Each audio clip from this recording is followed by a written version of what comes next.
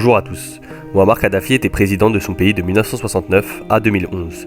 Bien qu'il ait été décrié par certains pour sa dureté et qualifié de dictateur par d'autres, il n'en était rien. Kadhafi était un président qui souhaitait que l'Afrique devienne le continent qu'il mérite d'être et ne souhaitait pas courber l'échine devant l'Occident. Il défendra ses idées jusqu'à sa mort, orchestrée par l'Amérique et surtout par la France d'un certain Nicolas Sarkozy qui souhaitait étouffer les désaccords qu'il avait passés avec lui. Nous retiendrons que Kadhafi a tenu tête à l'Occident de par ses idées, mais aussi et surtout qu'il a apporté une qualité de vie aux Libyens inégalable dans le monde. C'est ce que nous allons voir dans cette vidéo à travers 10 points. Avant de commencer, n'hésitez pas à vous abonner à notre page YouTube ainsi qu'à notre page Instagram, le lien est dans la bio, afin de suivre nos nouveaux contenus et nous soutenir. N'hésitez pas également à liker la vidéo si elle vous plaît, afin que le message de Mouammar Kadhafi puisse être propagé plus facilement sur YouTube.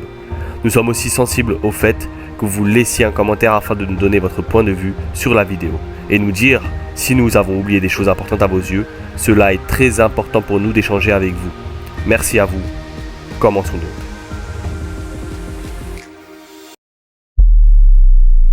Un pas vers l'égalité homme-femme.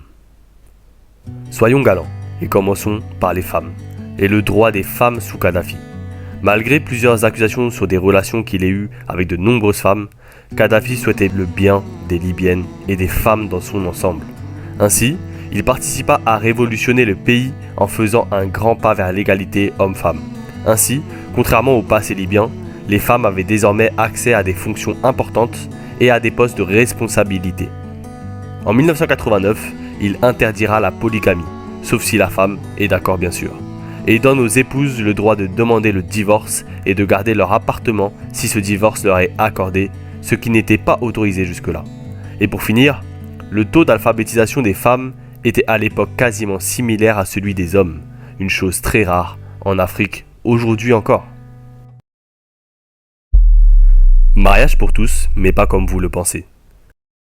En effet, le mariage pour tous ne signifie ici pas que le mariage était ouvert aux gays et homosexuels. Ici, cela signifie plutôt qu'en cas de mariage, les Libyens bénéficiaient d'énormément d'avantages en guise de coup de pouce. Ainsi, lorsqu'un couple se marie, l'État paye le premier appartement ou maison du couple. Environ 150 mètres carrés pour la maison ou l'appartement. C'est énorme. Les nouveaux mariés reçoivent aussi 64 000 $ pour acheter un appartement ou une maison si c'est pas le premier mariage ou si c'est pas le premier appartement. Pour chaque nouveau-né, le couple reçoit 7 000 $ en plus de 1 000 $ annuels par membre de famille. Donc je résume, pour chaque nouveau-né, le couple reçoit 7 000 $ en plus de 1 000 $ annuels par membre de famille. Sans oublier les aides pour familles nombreuses que nous allons mentionner juste après. C'est donc ça la soi-disant dictature ? Avantage en nature égale bon vivre. L'électricité et l'eau à usage domestique étaient gratuits et ne coûtaient pas un centime. De plus, grâce à un énorme réseau d'irrigation, l'eau potable était abondamment disponible partout en Libye, qui est pourtant un pays composé de 95% de déserts arides. Petite anecdote, il élargira même ses réseaux d'irrigation dans plusieurs autres pays africains, leur donnant accès à l'eau potable. Après la mort de Kadhafi, l'Amérique bombardera, soi-disant sans le faire exprès, les réseaux d'irrigation de l'eau en Libye. Ils les bombarderont à l'uranium, produit présent dans le nucléaire et qui intoxiquera l'eau. Merci encore une fois aux États-Unis et à l'Occident pour toutes ces œuvres en Afrique. Concernant la nourriture, il y a des supermarchés pour les familles nombreuses avec des prix symboliques pour l'alimentation de base. C'est-à-dire que si vous habitiez en Libye sous Kadhafi, vous ne payez pas l'électricité ou l'eau à l'usage domestique. Et si vous aviez une famille nombreuse, vous aviez des magasins réservés pour vous nommés Jamaïa, afin d'avoir accès à toutes sortes de nourriture quasi gratuitement, car le prix était juste symbolique, comme lorsqu'on vous vend par exemple, je sais pas moi, un téléphone à 1 € symbolique. Ainsi, tous les produits étaient au minimum à moins 50% pour toute famille nombreuse, sous présentation d'un simple livret de famille. En plus de cela, toujours sous présentation de ce même livret de famille, les familles nombreuses avaient le droit à une aide de 300 € par mois. C'est fou. Surtout quand on voit le nombre de gens qui meurent de faim, que ce soit en Afrique, mais aussi en Europe ou aux États-Unis, ne l'oublions pas. C'est vraiment incroyable. de la vie 100 fois moins élevé qu'en France. Le coût de vie en Libye est 100 fois moins élevé qu'en France. Un exemple, la Libye étant la première réserve pétrolière d'Afrique, déjà à l'époque le prix d'un litre d'essence était environ 0,08 €. L'essence est ainsi moins chère que l'eau, rendez-vous compte. L'essence est moins chère que l'eau. Vous pouviez aussi acheter un véhicule neuf au prix d'usine, donc à moins 50% car ces fameux 50% étaient payés par l'État. Ainsi une voiture neuve, dernier cri, pouvait parfois coûter par exemple 7 500 € pour les Libyens, contre environ 15 000 voire 20 000 € en Europe par exemple. Il y avait également des subventions sur toutes les denrées alimentaires de base. Exemple, un kilo de pâtes acheté 1 € à un producteur tunisien, le gouvernement libyen le revend 50 centimes aux Libyens. Mais si ce n'était que ça, Kadhafi, dont le bien des habitants de son pays était une priorité, n'imposait pas de TVA à ses citoyens. Je répète, la TVA n'existait pas sous Kadhafi. Tenez-vous bien, il n'y avait pas d'impôts de base à payer non plus. Et les taxes et impôts lourds, ils étaient tout simplement interdits. C'est juste waouh, franchement waouh. Éducation et santé. Commençons par l'éducation. Tout d'abord, sous Kadhafi, l'éducation secondaire et universitaire était gratuite. Le taux d'alphabétisation moyen était de 82,6%. Les meilleurs étudiants libyens poursuivaient leurs études supérieures à l'étranger, en bénéficiant d'une bourse du gouvernement. Et donc, pour chaque étudiant voulant faire ses études à l'étranger, le gouvernement attribue une bourse de 1627,11 € par mois et l'enseignement supérieur était gratuit à l'étranger. C'est-à-dire que si vous étiez libyen et que vous souhaitiez faire vos études à l'étranger, l'État de Kadhafi se chargeait de régler les frais de scolarité, mais en plus de cela, un revenu mensuel de 1627 €, donc nettement supérieur au SMIC en France, vous était garanti. Mais l'État qui vous suivait et vous aidait durant vos études ne vous oubliez pas après vos études. En effet, tout étudiant diplômé reçoit le salaire moyen de la profession du cursus choisi s'il ne trouve pas d'emploi. Donc, un étudiant qui est diplômé mais qui ne trouve pas de travail recevra le salaire moyen de la profession du cursus choisi quoi qu'il arrive. Pour un laps de temps bien sûr. Concernant la santé, c'est très simple. L'accès à la santé était tout simplement gratuit avec la mise en place d'une sécurité sociale dans le pays. Et ce pour tous, et donc beaucoup de pharmacies offraient des fournitures gratuites. Kadhafi ne souhaitait pas profiter de son peuple. Ce qui nous le démontre, c'est que le marché pharmaceutique, et donc le marché des médicaments, qui est aujourd'hui le business qui rapporte le plus d'argent au monde, Kadhafi était très vigilant par rapport à ce secteur. Diffuser des faux médicaments était un crime majeur. Il ne souhaitait pas apporter de l'argent à l'État avec de faux médicaments. Les banques libyennes. Les banques libyennes étaient nationalisées et n'étaient dépendantes de personne, à part de la Libye. Ainsi, la Banque centrale internationale n'avait pas son mot à dire sur les banques libyennes contrôlées par Kadhafi lui-même. Cela était absolument nécessaire à l'indépendance financière et l'autosuffisance de la Libye. Et Muammar Kadhafi avait bien compris cela. C'est pour cela qu'il s'est employé à devoir d'argent à personne et au fait que la Libye devait se débrouiller et ne pas être endettée auprès d'autres pays. Ainsi, la Libye ne doit de l'argent à quasiment personne. À l'époque déjà, Kadhafi avait remboursé toutes ses dettes. Tenez-vous bien, la dette publique était à 3,3% du PIB. Pour comparaison, la France avait fin septembre 2019 plus de 2,4 milliards d'euros de dette, soit 100,4% du PIB du pays. L'Allemagne est, elle, endettée à 61,9% de son PIB et le Royaume-Uni à 85,9%. Je vous rappelle la Libye à 3,3% du PIB. Elle est endettée à seulement 3,3% du PIB. Grâce à cette gestion intelligente des finances, les prêts des banques étaient sans taux d'intérêt pour les Libyens. Rendez-vous compte, aucun intérêt à payer en cas de crédit ou de demande de prêt. C'est fou. Les conditions et l'accès au travail. Tout d'abord, commençons par dire que l'État libyen sous Kadhafi a énormément investi d'argent, et notamment l'argent du pétrole pour la création de divers emplois. Un système de chômage fut mis en place afin de lutter contre la précarité. Les chômeurs sont ainsi payés au minimum 730 € par mois. Sans oublier que, comme je l'ai dit précédemment, Tout étudiant diplômé recevait le salaire moyen de la profession du cursus choisi s'il ne trouvait pas d'emploi. De plus, pour tout employé dans la fonction publique et lors d'une mobilité nationale à travers la Libye, l'État fournissait une voiture et une maison et sans rien à payer. Détaillons cela.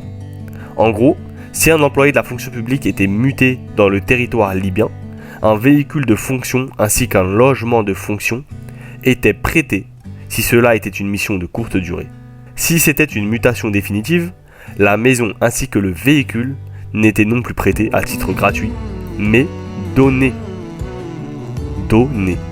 Ensuite, pour toute personne intéressée par l'auto-entrepreneuriat et ayant un projet professionnel à lancer afin de créer une affaire privée, une aide de 20 000 $ était donnée afin de faciliter toute initiative en matière d'emploi et de projet de lancement d'entreprise.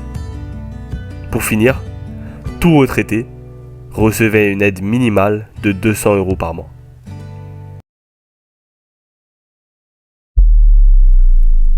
Logement. Commençons tout d'abord par ce que nous disions précédemment. En matière de logement, lorsqu'un couple se mariait, l'État payait le premier appartement ou maison de 150 mètres carrés, où les nouveaux mariés recevaient 64 000 $ pour acheter un appartement. De plus, pour toute personne libyenne souhaitant faire des travaux dans sa maison, il devait simplement s'inscrire auprès d'un organisme de l'État et les travaux seraient faits gratuitement par des entreprises de travaux publics choisies par l'État. Mais aussi, le droit à l'accès à un logement décent était une chose prioritaire pour l'État de Kadhafi.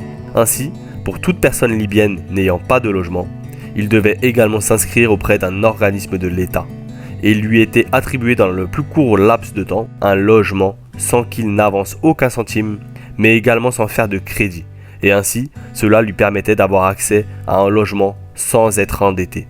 Et si jamais une personne souhaitait faire un crédit pour avoir accès à plus de confort dans son logement et donc avoir un plus grand logement, ou par exemple une villa ou tout simplement une plus grande et ou une plus belle maison, il avait, comme dit précédemment, la possibilité de contracter un crédit sans taux d'intérêt. C'est magique, car nous savons tous que l'accès au logement est la plus importante chose pour tout être humain. Avoir un toit sur la tête.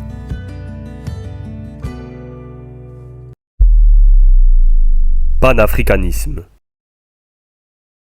Kadhafi incitait son pays, et donc les Libyens, mais aussi tous les Arabes à se sentir africains, et à se réclamer de l'Afrique, et s'unir entre Noirs et Arabes pour une Afrique forte. Il finançait sans compter les pays africains qui voulaient se libérer de l'emprise colonialiste de l'Occident. Il lança ainsi l'idée de la fabrication du premier satellite africain, Rascom, et le lancera en 2007, mettant fin à l'exploitation de la téléphonie, d'Internet et de la télévision dont les prix en Afrique étaient les plus chers du monde. Sans oublier que la téléphonie Internet et la télévision, vendues entre guillemets par l'Occident aux pays africains, nécessitaient également de payer des impôts énormes, 500 millions de $ par exemple, par an, afin de proposer ces services en Afrique. Les chefs d'État, afin de financer cet impôt, appliquaient des taxes, ce qui rendait ces services trop chers pour de nombreux Africains. Grâce à son satellite, Kadhafi permettra à son pays, mais aussi à l'Afrique dans sa globalité, de capter du réseau, même dans les régions éloignées. Mais surtout, cela a permis de casser les prix en Afrique pour l'accès au divertissement, mais aussi à l'information qu'offre Internet, ou encore à l'énorme importance de la téléphonie dont trop peu d'Africains avaient accès. Cela fut un changement pour la vie des Libyens, mais aussi de tous les Africains. En plus de cela, il se soulèvera publiquement plusieurs fois dans des discours, notamment à l'ONU, pour le bien de l'Afrique, face aux injustices de l'Occident, qui selon lui crée des lois et règles pour les pays faibles ou pauvres, mais qu'il ne les applique pas pour eux. Il déclarera ainsi : « Pourquoi les Africains vont-ils en Europe ? Pourquoi les Asiatiques vont-ils en Europe ? Pourquoi les Latino-Américains vont-ils en Amérique du Nord ? C'est tout simplement parce que l'Europe a colonisé l'Afrique et l'Asie. Elle a pillé et exploité les ressources nationales de ces pays, le pétrole, les minéraux, l'uranium, l'or et les diamants, les fruits et les légumes, le bétail et les populations. Nous avons aujourd'hui une nouvelle génération en Asie, en Afrique et en Amérique latine qui cherche à récupérer ces ressources pillées, et c'est son droit. J'ai récemment arrêté à la frontière libyenne un millier d'Africains qui se dirigeaient vers l'Europe. Je leur ai demandé Pourquoi ils y allaient? Ils m'ont répondu que c'était pour reprendre les richesses qui leur avaient été volées. Sinon, ils n'auraient pas quitté leur pays. Qui peut nous rendre ce qui nous a été volé? Si vous décidez de restituer toutes ces richesses, il n'y aura plus d'immigration des Philippines, d'Amérique latine, de Maurice ou d'Inde. Qu'on nous rende ce qui nous a été volé. L'Afrique a droit à 777 000 milliards de dollars de réparation des pays qui l'ont colonisé. Les Africains exigeront cette somme, et si vous ne la donnez pas, ils iront là où vous avez emmené ces milliers de milliards de dollars. Ils ont le droit de le faire. Ils doivent suivre la trace de cet argent et le ramener en Afrique. Il faut punir la colonisation. Les pays qui ont nui à d'autres peuples à l'époque coloniale doivent verser des réparations pour les dommages et les souffrances infligées sous leur domination.